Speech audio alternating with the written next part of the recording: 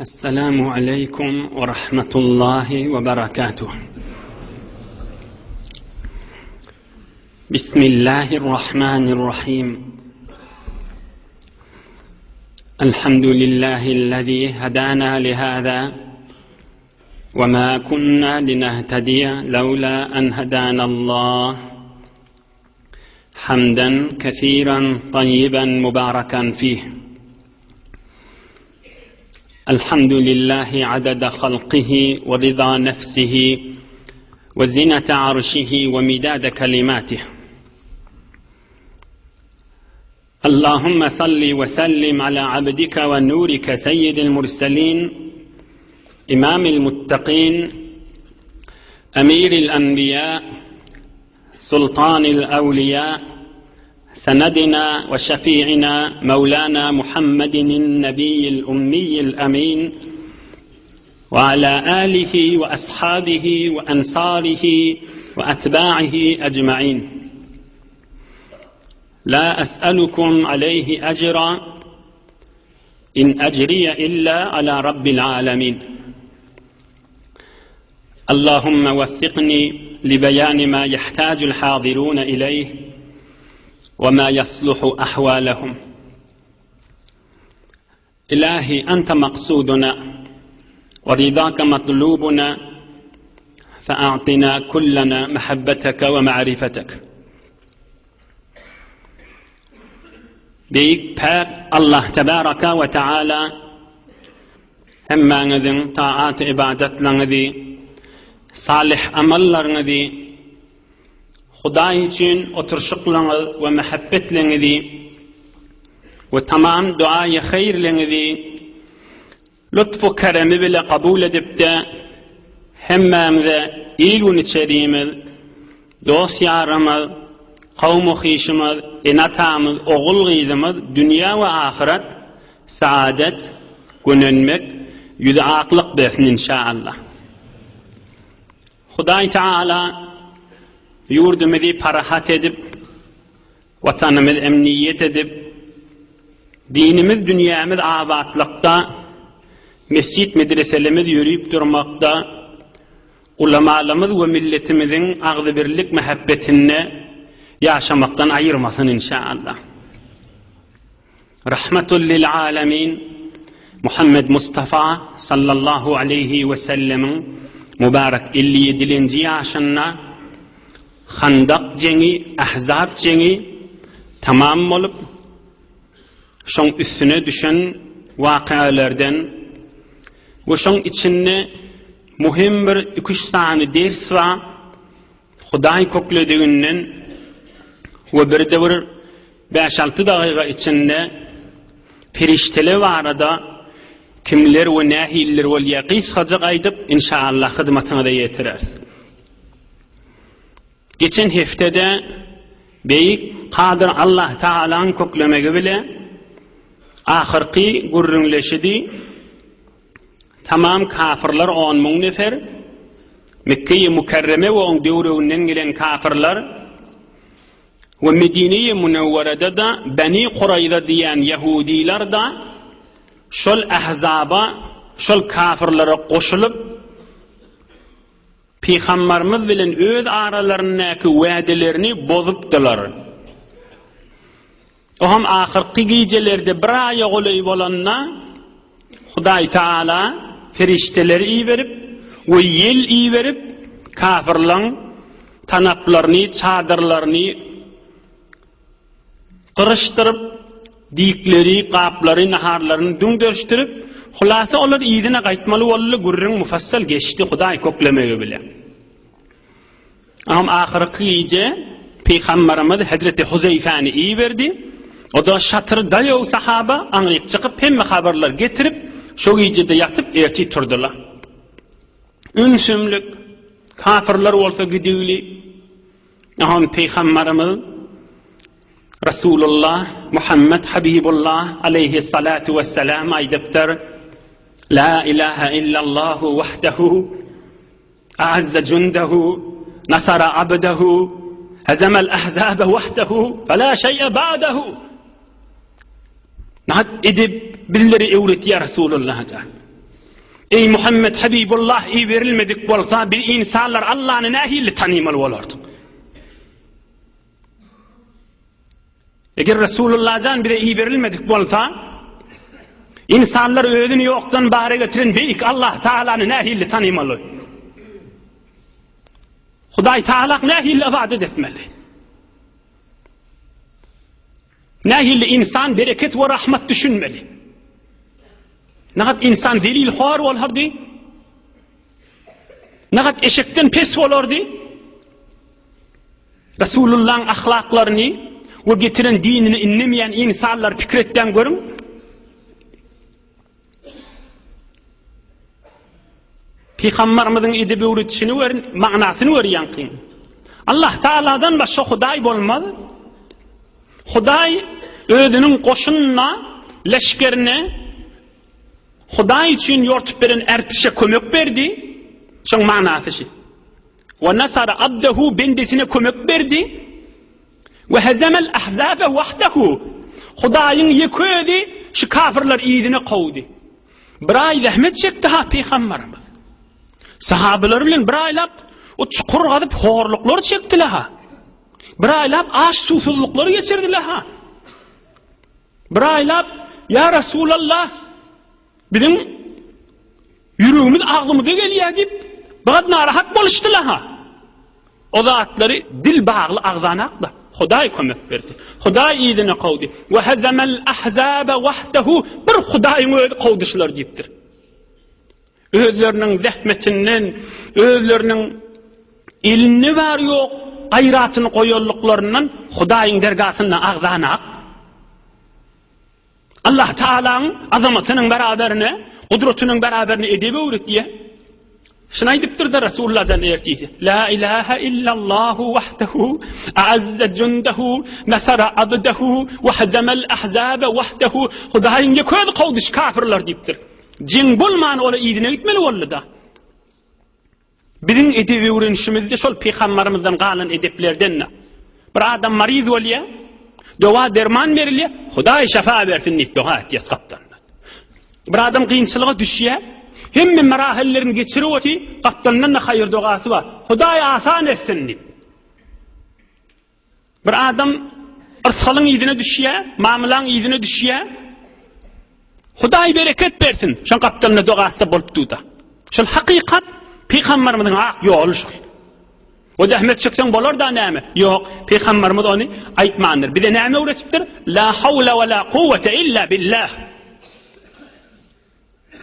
Hal ýagdaýymyz, kuwatymyz yok, Hudaý kömek bermese diýip Peygamberimiz bize şu olakon dogany öwretipdir.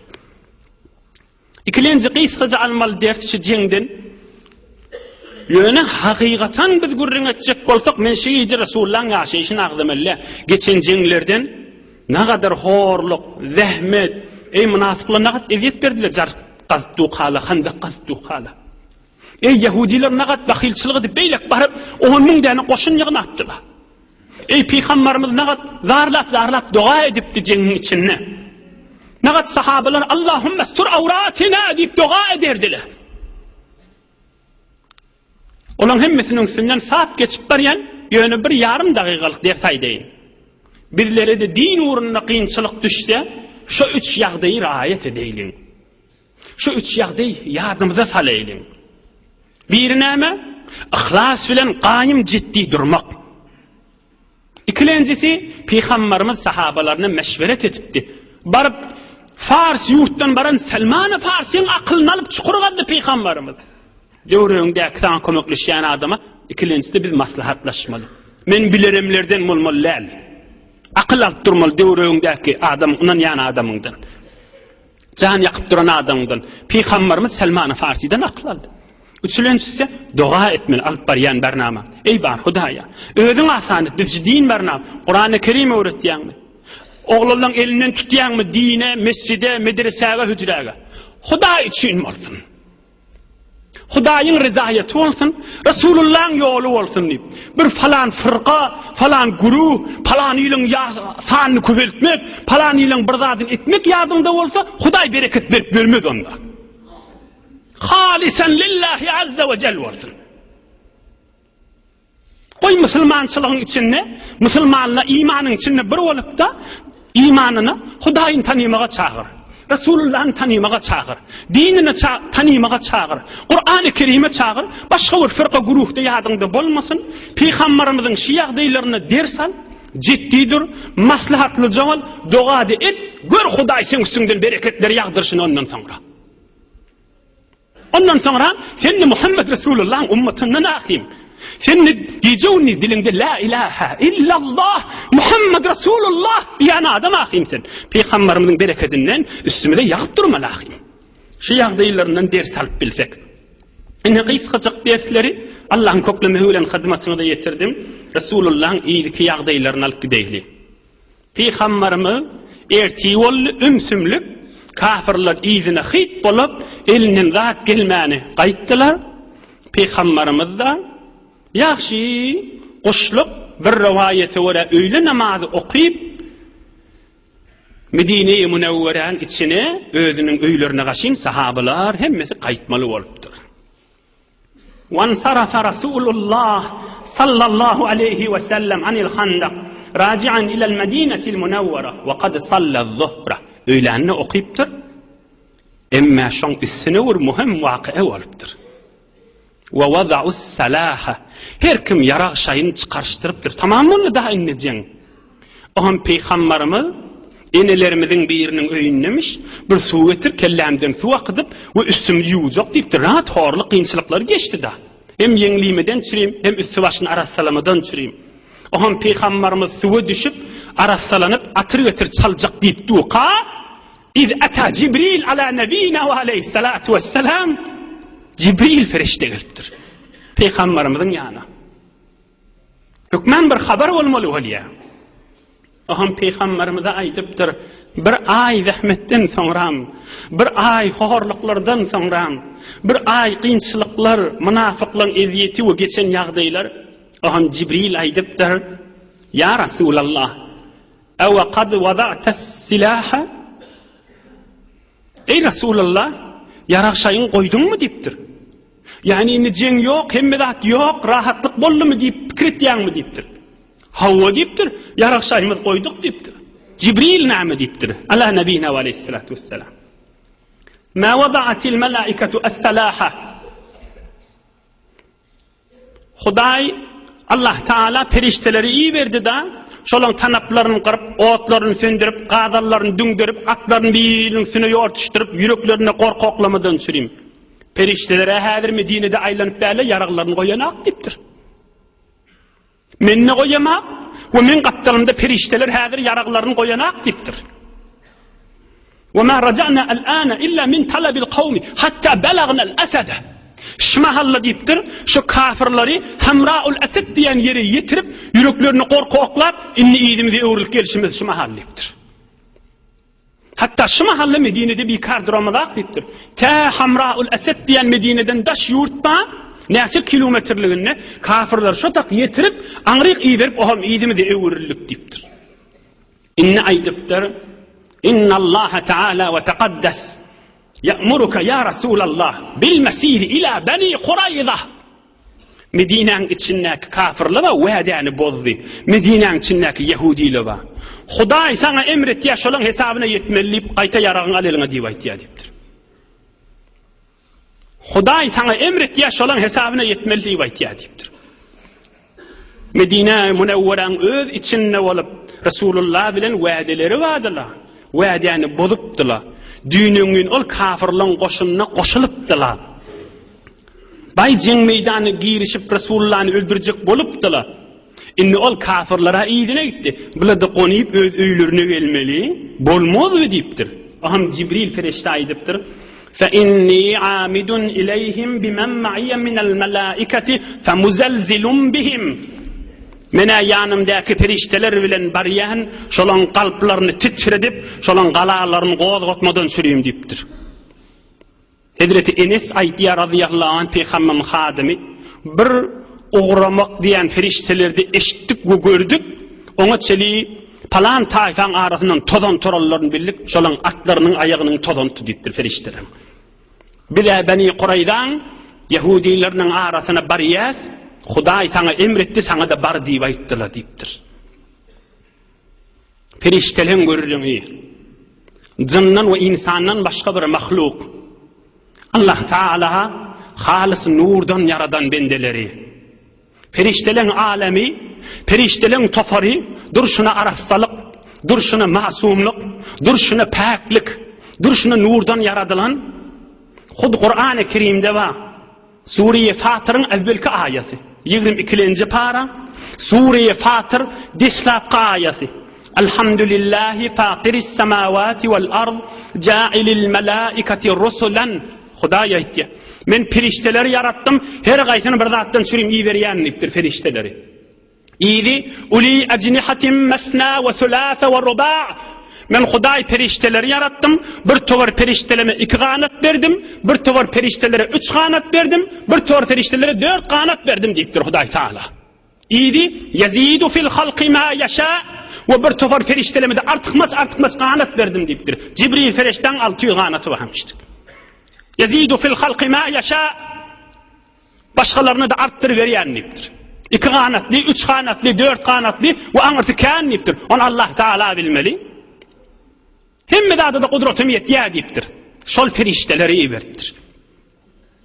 İnsanyň bir gapdaly ferişte, bir gapdaly heýwanlyk. İyi biçip durşuny görende, şähwetini görende insan gapdaly heýwandyr. Emma Allah Taala'nın huzuruna gelip, namazda durup, dehret kılıp, Allahu Ekber diýip, kol gowşuryp durup, ferişteleri ýaly namazda sefe durşuny görende insanyň bir gapdaly feriştelikdir. Emma ferişteleň alemi bir 5-6 dagyga, ferişteleň alemi olaň durşuny safa, durşuna paklik, durşuna arasalyk. Olar her yerde günah bolsa barmalladan. Her yerde hafatçylyk bolsa barmalladan. Her yerde aks surat bolsa barmalladan. Her yerde oýnalýan it bolsa barmalladan. Olaň wujudi şolardan biýdar bar.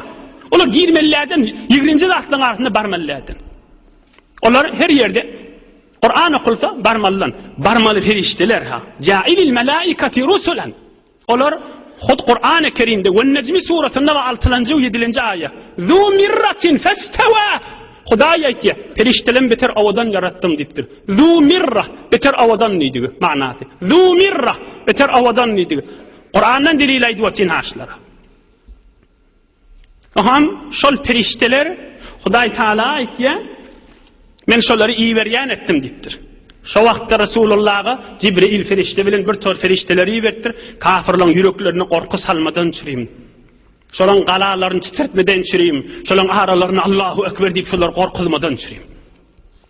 2 däne de hadis we teberrüken okuýayn, sahih hadis Buhari we Müslimde we ferişteler barada birine kamilrek bilir. O men üstünden geçeyin Rasulullah'ın ýaşaýyşyna gireyin.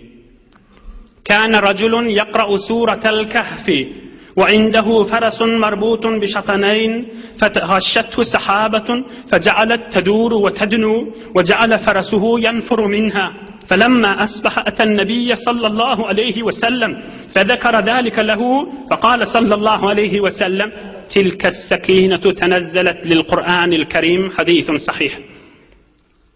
Bir adam bir iyice sahabalan miri Kur'an-ı Kerim okuyup duranmıştık. Sure-i Kahf. O näşilenji 16-njy paradak Sure-i Kahf. O ham okuyup duqam diye üstümden bir bulut geldi. Ebriyali bulut ýaly bir zat gelip, yaqin ýene ýaklaş. Yaqin me gelýär diýipdir.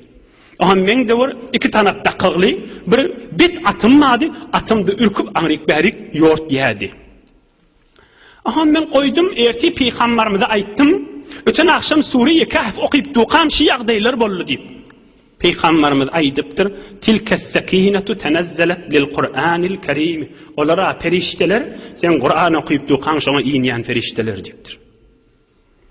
Şoň gapdandan Qur'an okuyup duran adam keyf etmeýärmi? Qur'an okuyup duran arameş tapmaýarmy? Hudaý Taala halal ýere bereketini ýagdyrmaýarmy? Hudaý Taala söýýän ýerine rahmat ýagdyrmaýarmy? Şo söýýän ýerine ferişte de ýagdyrýar. Haram ýerine bereket ýagdyrarmy? Ýagdyrmaz. Rahmat ýagdyrarmy? Ýagdyrmaz. Ferişte de ýagdyrmaz. Yine bir hadis-i şerif okuyayım Peygamberimizden. Kâle sallallahu aleyhi ve sellem inne lillahi ta'ala melâiketen yatûfûne fit-turuq yeltemisûne ehle zikri. Sahih hadis Buhari Müslim'de var. Hudaý Taala bir tor ferişteleri yerin yüzüne iyi verilipdir. Ol ferişteler kuçelerde, hiyabanlarda aylanyp bäle dipdir. Mahsus ferişteler. Yerde Hudaý agdalýa. Yerde Allah Taala'nın dininden ve Allah Taala'dan gurrun edilýär. Ola mahsus şondan çim gelip bäle. Bir yerde فَاِذَا وَجَدُوا قَوْمًا يَذْكُرُونَ اللّٰهَ عَزَّ وَجَلَّ şonun biri tapsa bir yerde Hudaý agdalýa. Allah Taala'nın dininden ve Allah Taala'nın ma'rifetinden ve aşkından ve mehabbetinden agdalýa. Başkalarını kıyırıp, tenâdev, başka feriştelerini kıyırıp, helummu ila hacetikum, yetin gözlep verinleriniz, işte da badip, üsütüne gelecekler, feyahuffunahum bi ecnihatihum ila semâi dünya, muttefakun aleyh. Üsütüne durup, barıp 7 kat asmanın deslakı katına yetecekler deyiptir. Hudaý agdalýan yere, ferişteler, Allah Teala mahsus iyi veriyor, ta şu meclise olu da gelip keyif edip şu meclisten lezzet alarlar yani. Şu meclisten lezzet alarlar yani. İnşallah Allah Teala'dan rahmetinden, fazla inayetinden katı umidkandır. Şu meclisi inşallah şolardandır. Beşerti ki şu meclisse Kur'an-ı Kerim okuyan meclis olsun. Hudaý agdalýan meclis. Allah Teala'nın rahmetinden ve lütfundan agdalýan meclis. Beşerti ki şu meclisse gıybet, töhmet bolmasın. Haramlat bolmasın. Maskar etmek bolmasın. Bija gülüşmek bolmasın. Hudaý için nasihat diýen Kur'an-ı Kerim gatnayan, Kur'an-ı Kerim okuyan ayalı erkek de bollara. Son Kur'an-ı Kerim ve meclisi zikr Allah Teala'nın rahmeti ve bereketi ve feriştelerin yağıyan yeri. Beşerti ki kaptanla haramı günahlar bolmalı. Bir kıskacık ferişteler var da olli. Be her hal Cibril ferişte peygamberimize gelip aydıptır. Menabaryan ettir. Beni Kuray'dan adamlarını, kafirlerin, Yahudilerin yüreklerine korku salmadan şeyim seni oğramalı deyiptir. Kana oğraptır. Peygamberimiz müezzini olan Hazreti Bilal radıyallahu anh aydıptır. Barda Medine-i Münevvere'de her yerlerde car çekti, kıygır deyiptir. Men kana sami'an muti'an fela yusalliyennel asra illa bi bani Qurayza. Qavcetden havasını cemedin bir muhim mesele var şu urrun içinde. Ey Bilal, sen Medine-i Münevvere'de car çek, kıygır ayt. Ey sahabalam, her kim Muhammed Resulullah'ın diyenini diyen malsa, men diyenime muti adam malsa, şeşşimahal uğrasın, ikinniyet geliye, ikinniyetini barıp berin Kuray'da da okuymallan niptir. Aytay deyin, tekrar edeyin, kıygır diptir Medine'de her yerde can çekti. Her kim sahaba olup Resulullah'ın diyenini diyen adam bolsa, ikinniyini şimahal okuymaqa uğrasın, İkinniyini Beni Qurayza'da okuysun niptir. Hazreti Bilal'la car çıkıptır, kıygırıptır. Resulullah diye her kim uğramalı öyle okullu, ikinniyini Beni Qurayza'da okuymalı. Sahabala yeke uyuşup uğra verttirler.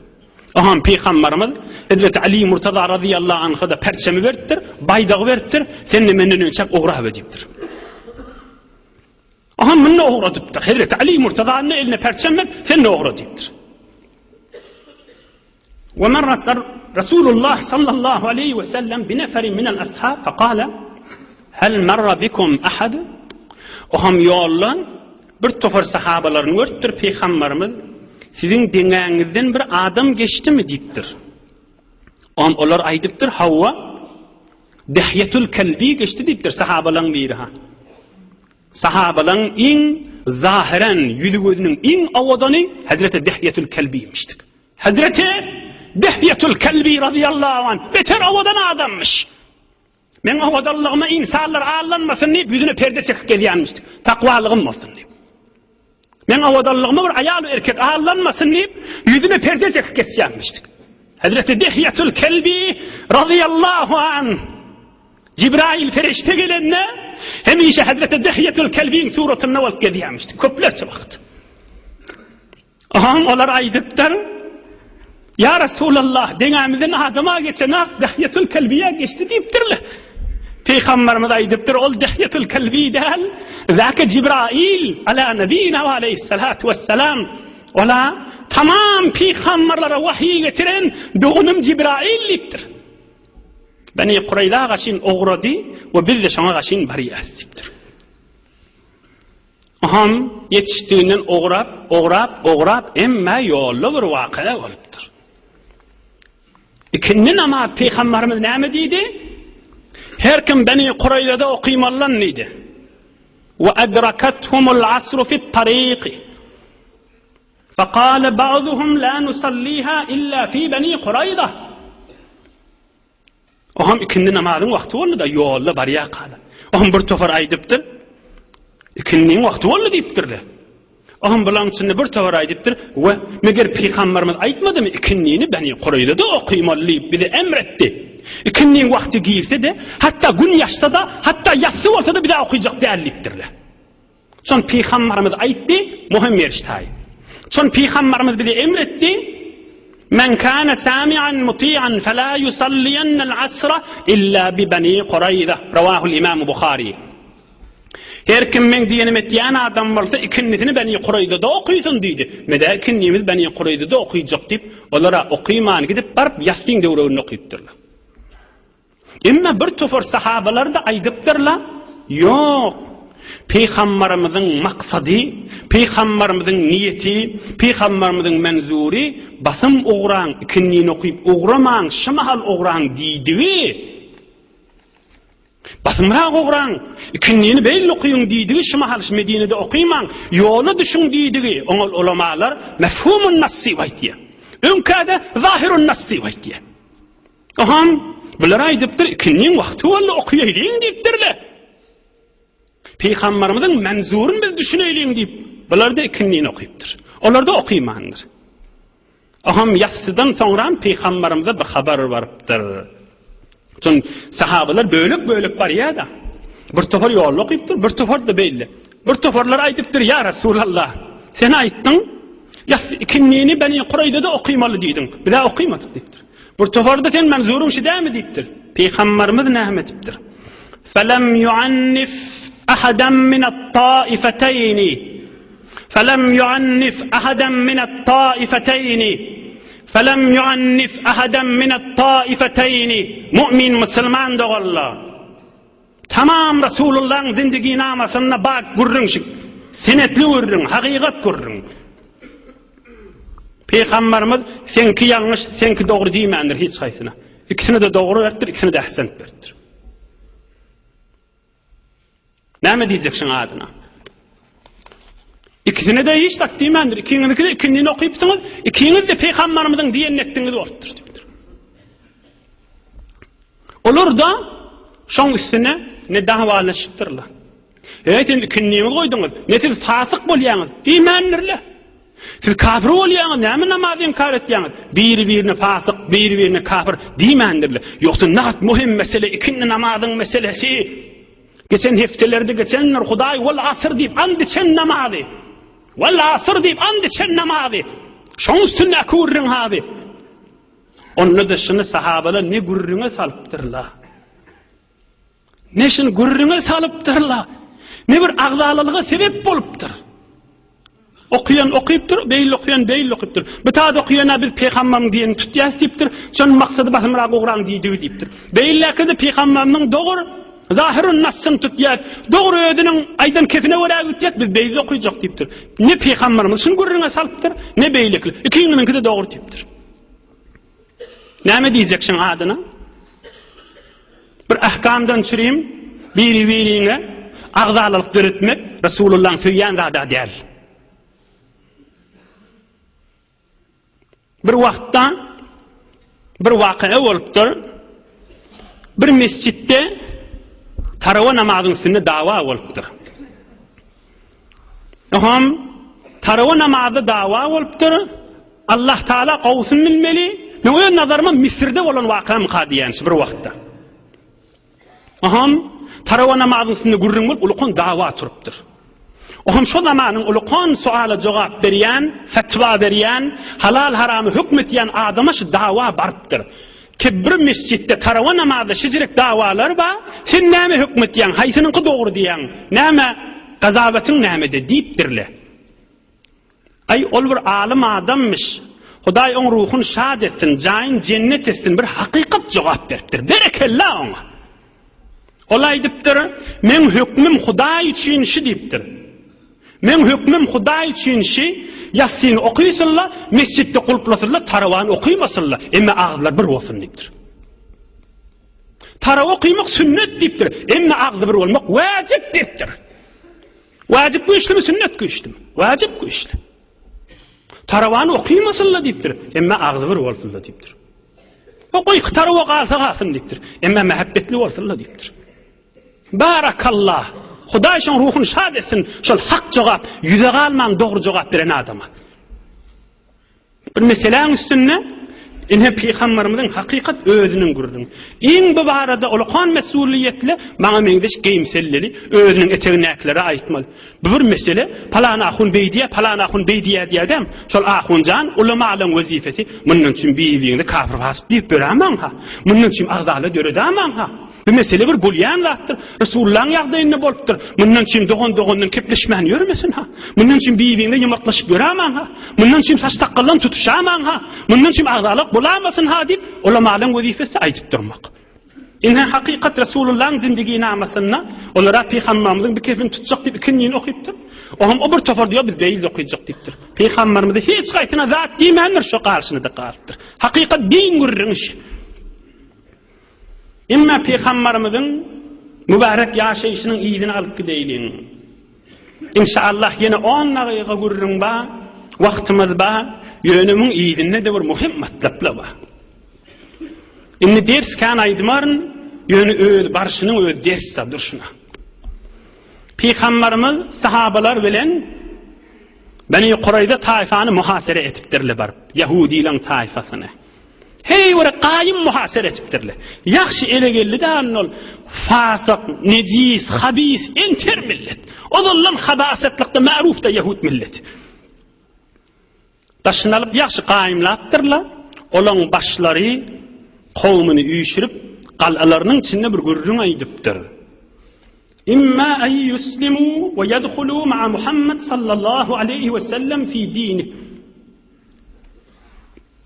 Müslüman bolaylyň, Muhammed Peygamberin getiren dininiň ýygyna düşeýliň. Wallahi laqad tabayyana lakum annahu nabiyyun mursal. Allah bilen and içýän şoň hak peygamberligi bize sabit boldy ki iş mahalletçiliği diýipdir. Gelin Müslüman bolaylyň diýipdir. Näme hükmetse şonu etsin diýipdir.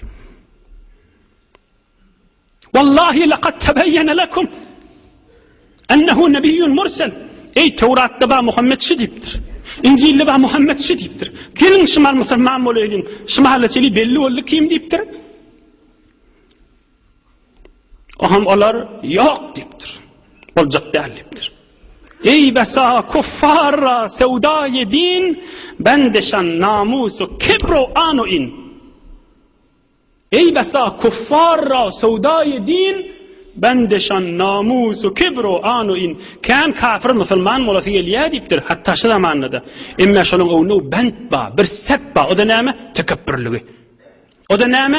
Bendeşan namusu kibru, namusdan awry. O yoruna kam klasilerine näme diýsin? Hem danışgaýlaryna näme diýsin? O beýleki aýal hele dogullaryna näme diýsin? Yo ödür biýabrayçylyk diýip ya din ähli bolmaýa ya musulman bolmaýa. Bendeşan ýonu satba namusu kibru ano inşa meňdeş misallar tapyp edipdir. Bularda hemmeti bilipdirler hakdyny. Ay inni gelişme diýipdirler biýabray bolarsa diýipdir. Yo bize girjek däl diýipdirler. Hey basa kuffara saudaye din bendeşan namus ve kibru anoin bir tuvarş mahalla soriye ha musulmançılık beyin rahati bolsa ulukon akıllı profesörler var heýwer deren adamlar var näme diýip musulman bolmaýar inhe delili şolar da alim kişiler da alim delil şundan çünki tekabbürlük bar oňa tekabbürlük bolansyň nesip de etmeýär ýygyny alyp gideýliň olar Peygamberimize adam ýiberdirler bize Ebu Lubabany ýiberdipdirler. Qawqulaňasyň ulaqan gurrun maşyň içinde. Kimi? Hazreti Ebu Lubabany. Ebu Lubaba bilen näme işler bar Yahudiýiň. Olar şolaň and içişen dostlarymyşdyk. Hatta Ebu Lubaban hele ýoglanyşykdy şu Yahudiýiň gallatynyň içindemişdik. Peygamberimiz da qys qaraga diýip aýdyn Ebu Lubabany ýiberipdir. Inni Peygamberimiz gözleşipdi Ebu Lübabe näme gurrun menen gelerdi. Ohan bir qal'an içine giripdir Yahudilerin arasına. فَلَمَّا رَأَوْهُ قَامَ إِلَيْهِ الرِّجَالُ وَجَحَشَ إِلَيْهِ النِّسَاءُ وَالسِّبْيَانُ يَبْكُونَ فِي وَجْهِهِ. Ebu Lübabe qal'an içine giyilenne Yahudilerin arasına tamam Yahudiler turupdur. Hele oğlan uşaklarda ağlaşıpdır. Muhammed bizi öldürecek bolya, bizi qala hesar muhasere duoti falan. Ohan bir Müslüman Resulullah'ın sahabası bir iştiva ediptir. Oğlum olar aydıptır. Bir Muhammed'e aleyhissalatu vesselam bulya deyip qalan açsak näme diyecek kan bile deyiptir. Ebu Lübabe elini şöyle bokurduğuna şeyiptir. Senin damağında salacak dedi öldürecek bulya deyiptir. Hıyanet etiptir da. Hud Kur'an-ı Kerim'de bağ gördüğüm şey. Yankı sahaba iştivalık bilen hıyanet etiptir Resulullah. Şeyde kana senin damağını salacak yani kafini açman deydik da. İyiydi. ثم علم من فوره أنه خان الله تعالى ورسوله. Gözlerinden yaş akıp, sakallarından damı vertir, yüzüne vurtur. Ah men Allah'a ve Resulullah'a hıyanet ettim deyiptir Ebu Lübabe. Hemen ne kadar kan günah ettim deyiptir. Oğrun şahden qalan içinden çıkıp gidip, Peygamberimize sahabalara görünmeyeni, gelakana yortup Resulullah'ın mescidine gelip, tanap bilen özün danıp, Resulullah'ın mescidinin sütununa danıptır. Allah bilen andı çıktır Resulullah'a gelip şunu söylemese. Huday ayet iyi verip, ya Huday vahiy verip, men tövbem kabulüm bulmasa, ya ülqalarım ya danılmalı men deyiptir.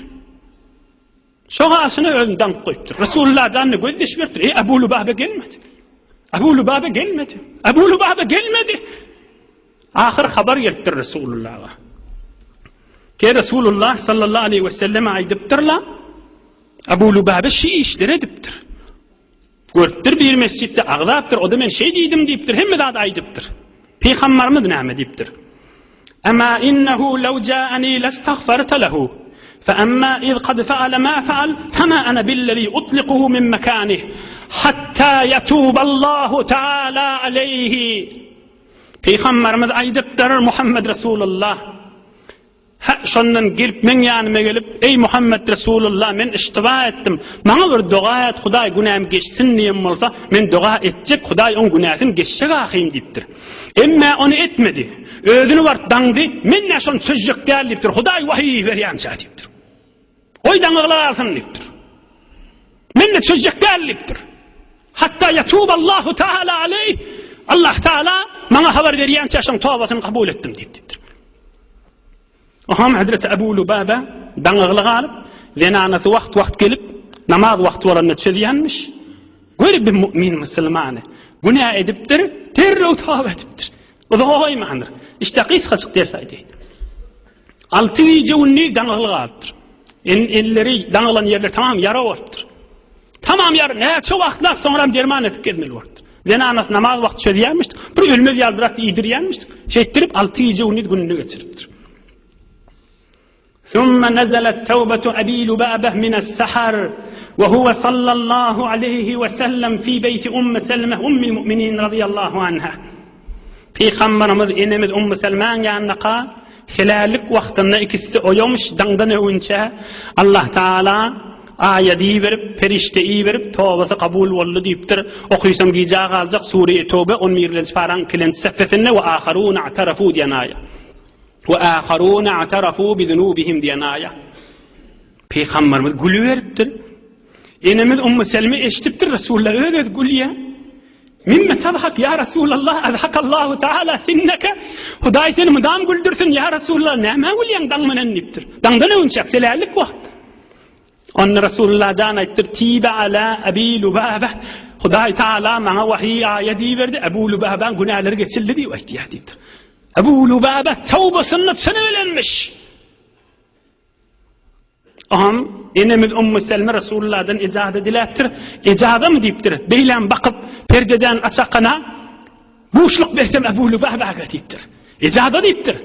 Aham beylek geçakana enemiz Selme Hazreti Ebu Lübabe'ne ya Ebu Lübabe ebşir fakat tâballahu Teala aleyke. Huday ayeti verdi sen tövben kabul etti. İçinde şu vaxt mescidin içinde sahabalar bir neçe bağmıştır. Turup aşağı boluptırlar. Ebu Lübabe yok açmağın deyiptir. Resulullah'ın özü eli bilen açmasa açmalardan dipdir. Yaxşı men yüreğim jaylaşsın, men ulaqan hıyanat ettim dipdir. Resulullah canın özü gelip aleyhissalatu vesselam mübarek elleri bilen açsın dipdir. Başka kişi açmasın dipdir. Men aradi değil dip kıyırttır. Aham erti namazdan sonra yine dağılıp aham peygamberimiz geçip baryaqa öz mübarek eller bilen Hazreti Ebu Lübaban dağıldı atlarını çödüştürüp azad etip koyverdir. Dur şunu ders deyalmanşi. Hud Kur'an-ı Kerim'de Sure-i Nisa 17. ayet var. Sümme yetubune min qaribin. Kana adam mandır. Seni meni ağırlayacak bolyandır. Neyme? Ululongda tövbe damallayıp. Hudayay diye. Sümme yetubune min qaribin. 4. para Sure-i Nisa 17. ayetinde var. Gözlek görün. Günah eden adam basım tövbe etsin diptir Huday Teala. فَاُولَٰئِكَ يَتُوبُ اللّٰهُ عَلَيْهِمْ Tövbanı maskar etmeyen, basım tövbe edelim, mene tövbasını geçecek deyiptir, kabul edecek deyiptir Huday Teala. Ay falan vakt tövbe etsen olur diyen adama, fikretten görün, şola adamları hiç tövbe nasip ettiyen neldir ha. Men öylünemde tövbe edecek diyen adamları var, oğlunun şoklu olup, aktıklı olup, hacayı tıkılıp, herdirde tövbe nasip edenek. Neymeden çürüyüm? Tövbanı maskara tutunayan adama, tövbe nasip ettiyen neldir. Tövbanı maskara tutunayan adama tövbe nasip ettiyen neldir? Tövbanı maskara tutunayan adama tövbe nasip ettiyen neldir? Ey cavan Müslüman, ikimiz ders arayışıyoruzdur. Onun bunun kefini kulak asanımızın Allah'ın kefini kulak asayın. Resulullah'ın kefini kulak asayın. Gözlük görüyor şu adamları? Hadir de tövbe ettirme. Hadir de tövbe eden neldir? Üç çiftimin nazarla geçendir ha. Ol günah kök tut ya, olalongda da eciz olyan dip. Onu men qaytalamayın. Tövbe diyenin yan kadamı var. Şu tadı gözünden yaş akıp yortup kaytıptır. Aya bir de şey etmeli mi şu cırık? Yok. Resulullah bize on büyürmendir. Huday on bize büyürmendir. Yüreğinden narahat bolup. İnni kilapta etcek gayden tövbe ettin. Tövbanı saklamakta var görürüm. Tövbe asan. Tövbanı saklamak ne emminin? Hudayi adamların meclisine şirket etmek ben. Öyle köyde gidip birin yerine, ya şehirde, ya işlep be, ya okuyup be, ya gidip birin yerine şunu yadigarlık bilip koyun. Muhal bulmayacak zattır tövbanı saklamak. Hiç bolat vermez. Tövbe saklayacak adam Hudayi meclise gelip şirket edip özünden çürüm iman, din ve nurundan çürüm enerji alıp durmalıdır. Madam gelip enerji, kuvvet alıp durmalıdır. Dininden çürüm. Şöyle adam tövbesi saklayıp da bilir, uzak da itip bilir, Hudayi'nin de bendesi olur. Allah Teala iman abreyden ayırmasın inşallah. Huday Teala kalplamızı ve yüzü öylemizi nuru imanından dolasın inşallah. Huday Teala parahatçılık, emniyetlikten ayırmasın inşallah. Bir alham, üç kul huvallah, felak o nas hoş okuyun, iyil günümüzde de ağzı birliğine de dua edeyin iyilinden okuyuverin.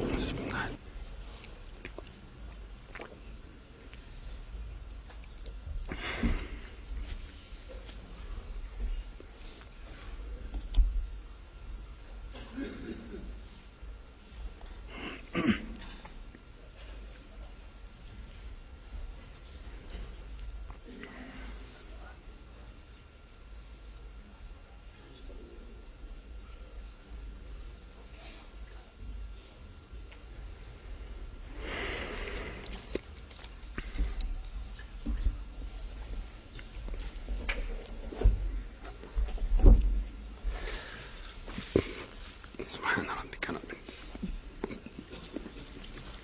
Fira ilahi amin. İlahi amin. Kur'an-ı Kerimler ve dua etmeli bitirler. İlahi amin. Allah Teala iman abreyden ayırma. İlahi ağzı birlik muhabbetten ayırma. İlahi amin. Oğul içeride, mahallede, iyi günde olan mümin Müslümanların arasında. İlahi amin. İlahi amin. İlahi amin. Kabullur inşallah. İçeride dışarıda hemmelerine dua ediyor. Amin ya mucibed davat. Amin ya ilahel alemin. Amin ya sami'al aswat birahmetke ya erhamer rahimin. Maşallah yoldaşlarımızı yardımdan çıkarma.